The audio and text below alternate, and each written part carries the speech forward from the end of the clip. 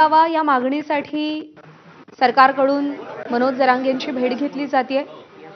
तर आपल्या भूमिकेवरती ते ठाम असल्याचं कळतंय। या आंदोलनाची घोषणा यापूर्वीच केलेली होती, त्यामुळे आता त्यात बदल होणार नाही अशी जरांगेंची भूमिका आहे।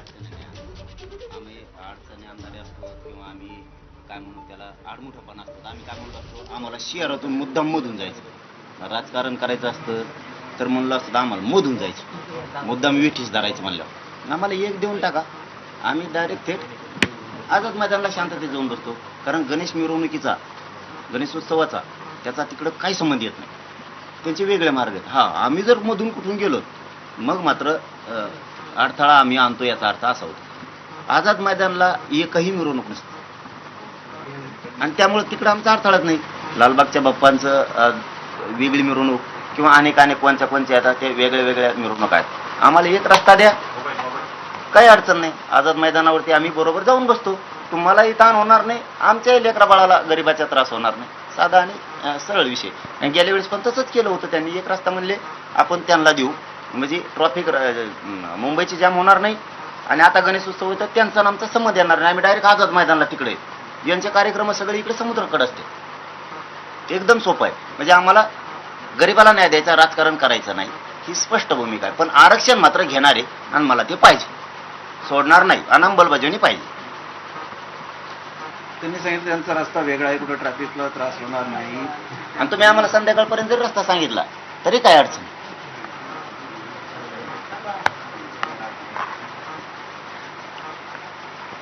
ठीक आहे दादा, तो मॅप माझ्याकडे द्या, मी ते चालेल, टाकतो आम्ही मॅप तुम्हाला।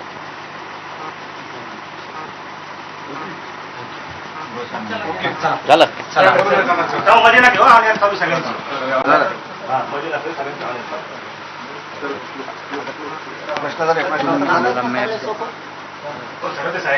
गॅजेटिव्ह हक्काचं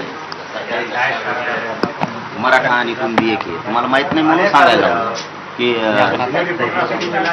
हो ना। पण जरी तुम्ही मुख्यमंत्री साहेबांना जरी सांगितलं तरी सोपं आहे ना। गिरीश महाजन साहेब त्यावेळेस म्हणले होते की तुमची मराठा आणि कुणबी एक मागणी, तर त्याच्यासाठी आधार लागण पाटील, मग आम्हाला समिती स्थापन करून द्या।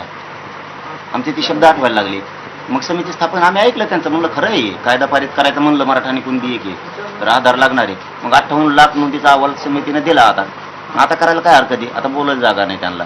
सातारा संस्थांचं, बॉम्बे गव्हर्नमेंटचं गॅजेटियर आहे, सरकारी दस्तऐवज, याला कुणीच रोखू शकत नाही, कुणीच सरकारी दस्तऐवजाला। कारण नाही की एखादी जमीन सापडते वा 3 एकर 7-12 सापडला म्हणल्यावर द्यावाच लागणार आहे, अन्याय नाही करू शकत। किंवा एखाद्याचा घराचा PTR आहे, नगरपालिकेचा, महानगरपालिकेचा, त्यांचा 7-12 आहे, घर द्यावं लागत। हा, तुम्ही जर त्यांचं मागत असला तर मग देऊ नका ना आम्हाला, पण आमचं मागतोय आम्ही ना, आमचे गॅजेटचं त्याची अंमलबजावणी करा म्हणा संध्याकाळ बोध। कशाला रोड मॅप पण फीड मॅप लगेच ट्रका काढतो, 3 लाख ट्रका भरून गुलालात, नाही काढले तिच्या आयला मराठीत मिशील हात लावणार नाही कोणा। 3 लाख ट्रका भरून बंगलाच बुजून टाकतो गुला टाकू फडणवीस साहेबाचा। आणि इतके फुलं ते बघितले नसते, सगळ्या प्रकारचे आणतो फुलं, वास मारणारे, बिगर वासाचे सगळे फुलं, ते बी गुलाबाचे, त्याच्या नाही पाकळ्या भरून आणल्या ना, मायला आपलं नाव बदलून ठेवा। इतक्या महाराष्ट्रात जेवढ्या JCB आहेत पुऱ्या मुंबईत बोलतो त्यांच्या बंगल्यापुढे चौकून फेकता आले पाहिजे, आणि ते बी आनंदाने बाहेर। त्यांना कशाला मराठीची नाराजी घेता गोरगरिबाच्या लेकराची, सांगा त्यांना गोरगरिबाच्या लेकरांनी तुमचं काय केलं, गोरगरिबाने मतदान केलंय, गोरगरिबाच्या लेकरातून काय केलं। एखाद्याचं तुमचं मन घेत असते, काही नाराजी असेल, काही दुःख काही असेल, ती समाजाच्या माथ्यावर नका ना मारू। गरीबाच्या लेकरांनी काय केलं, गरीबाला न्याय द्या, मला जेलला टाकावं जातीसाठी, मी सडायला तयार आहे जातीसाठी। नाही फडणवीस साहेब जर म्हणले तुला आरक्षण देतो, तू कातड काढून दे, बघू तो जातीत किती प्रेम आहे, एका सेकंदात पुरा अंगाचा कातड काढून देतो। पण गरीबाच्या लेकरांनी काय केलं राव, माझ्या लय आले तो दार झिजायला लागतात साबळे सर, लय अवघड आहे गरीबाला। जर पोरीन चुकून फोन लावला, पप्पा आई मला पैसे कमी पडले, तर बाप 50 जणांच्या दारात झिजत, आणि ज्या दिवशी याजाने पैसे काढून घरदार जाळून विकून घाण ठेवून पैसे दिले आणि पोरगी जर नोकरीला नाही लागली, भुकले ना, आई बाप ढासा रडत, पोरं रडत, लेकरा बाळांना काय केलं, मी तळतळी ना तळमळी ना माझं रक्त जाळून घेतलं सगळं, मला नाही चालतं हे बघा, आपल्या हाडकाला शिराची टाकल्या बघा, हे खड्डे पडलेत माझ्या हातात, काय नाही राहिलं माहित, मी केव्हा मरू शकतो। मी माझ्या समाजाचा लय थोड्या दिवसाचा पाहुणा आहे तरी झटतो मी. मी आपला निरोप देतो. आता मला तो एकदा मॅप आला मला की पुढचे काय व्यवस्था. ज्या नियमाच्या मागण्या आहेत कायदेशीर आहेत त्या द्या ना. आणि आम्ही तिथंही आलोत मुंबईत, शब्द देतो तुमच्याजवळ आम्ही शांततेतच येणार. आणि त्यावेळेस आम्ही सिद्ध करून दिलं आम्ही शांततेत येणार. समाजाला नका विठीस धरू, माझ्या समाजाचं वाटोळ करायचा अधिकार नाही तुम्हाला. समाजानं इतकी खतखत आहे समाजात, आरक्षण आता मिळवायचं, कारण निर्णायक टप्पा आहे. 2 वर्ष आम्ही तुम्हाला वेळ दिला. तुम्ही एकदा साक्षीदार आहेत, तुम्ही एकदा साक्षीदार आहेत. मी आता शेवटच्या उपोषणाला बसलो त्यावेळेस सुरेश दस्ताय पाठवले होते मुख्यमंत्री साहेबांनी. त्यांनी सांगितलं होतं आत्ताच सरकार आले 15-20 दिवस झाले, तुम्ही 3 महिन्याचा वेळ द्या. दिला का नाही? तुम्ही साक्षीदार आहेत. हां, परत आता त्याला 7 महिने झाले. किती ऐकतो आम्ही सरकारचा राव? आडमुठे नाही आहेत, आडमुठे असतं सरकारचं ऐकण्याचं. म्हणलं हे त्यांचं नाही ऐकायचं, फसा मुंबईत देऊन टाका. माझ्या लेकरांचं वाटलं नका करू समाजाचं. समाज येणार आहे मुंबईत, शांततेत येणार आहे. उलट तुम्ही मुंबईकरांनी सेवा केली पाहिजे. सरकारने उलट पोराला हाणण्याऐवजी, त्यांच्यावर हल्ला करण्याऐवजी त्यांना तांब्याभर पाणी, एखादी भाकर दिली पाहिजे. या भूमिकेत आहे तुम्ही, मायबाप आहेत, तुमच्याकडे पालकत्व आहे. द्या माझ्या अंमलबजावणी संध्याकाळपर्यंत, काय अडचण नाही. दिलं तर आम्ही शांततेत उद्या सकाळी 10 वाजता मुंबईत निघणार आहे. 29ला सकाळी मी लोकशाही मार्गाने शांततेत आमरण उपोषण सकाळी 10 वाजता 29ला करणार आहे. उद्या सकाळी 10ला निघणार आहे. नसता मुंबईला नाही यायचं आम्हाला.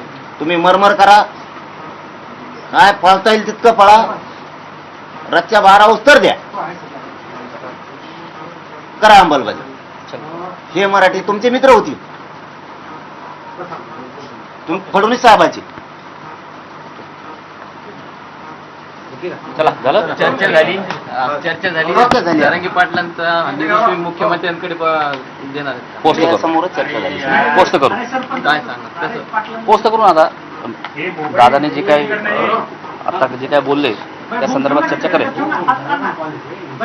त्या संदर्भात चर्चा करेल. बघूयात वाट आपण त्याची. निरोपाची 2-3 वाजता वाट बघू, 6 वाजता वाट बघू, पुन्हा आपण रात्री बी 10 वाजेपर्यंत वाट बघू. नाही अंमलबजावणी झाली तर सगळ्यांनी समजून जा, सरकारनं पण आणि मराठ्यांना पण. आपल्याला शांततेत 27ला सकाळी निघायचं. नाही तर म्हणतात चर्चा झाली मग काय होतंय का काय? अजिबात नाही. अंमलबजावणी झाली तर नाही जायचं, नाही झाली मुंबईला निघणार म्हणजे निघणार. चला. धन्यवाद.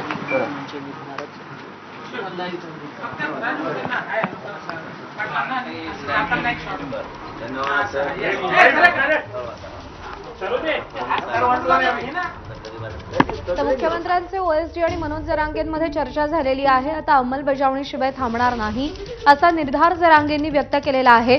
आझाद मैदानाच्या दिशेने आम्ही जाणार आहोत, आम्हाला एक रस्ता मोकळा करून द्या. गणपतींच्या मिरवणुकीमध्ये आमचा कुठेही अडथळा येणार नाही. आम्हाला सरकारकडून सहाय्य हवंय, सहकार्य हवंय, अशी भूमिका मनोज जरांगे यांनी मांडलेली आहे. उद्या